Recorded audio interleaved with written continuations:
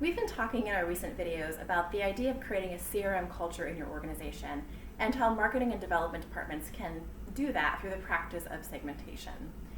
And we were asked the question of how to effectively segment your audience and what criteria to use to do so.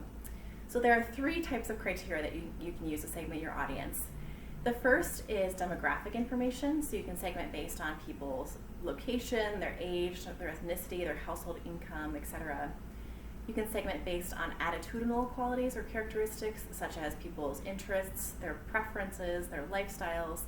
And then finally, you can segment based on behavior. So that's looking at buying behavior and segmenting based on people's frequency at the organization, the amount they spend, their average donation value for a year, and so on.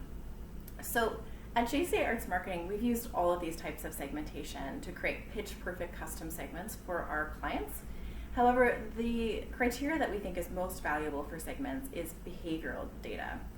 And the reason why is because, first, it's easy to find in your database. As soon as somebody buys a ticket or makes a donation, that information is captured in your database.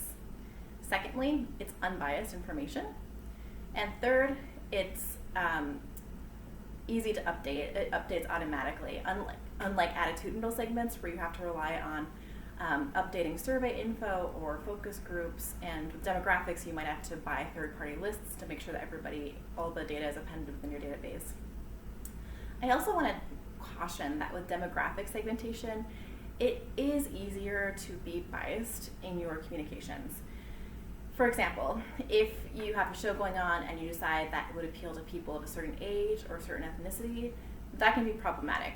So you want to make sure that your assumptions are either backed up by primary research that prove that your assumptions will be effective in your marketing, or kind of rely more seriously and heavily on the behavioral characteristics of your audience rather than relying on the demographic characteristics.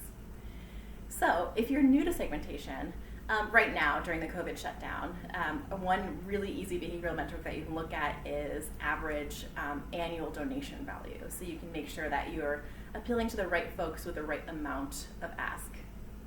And then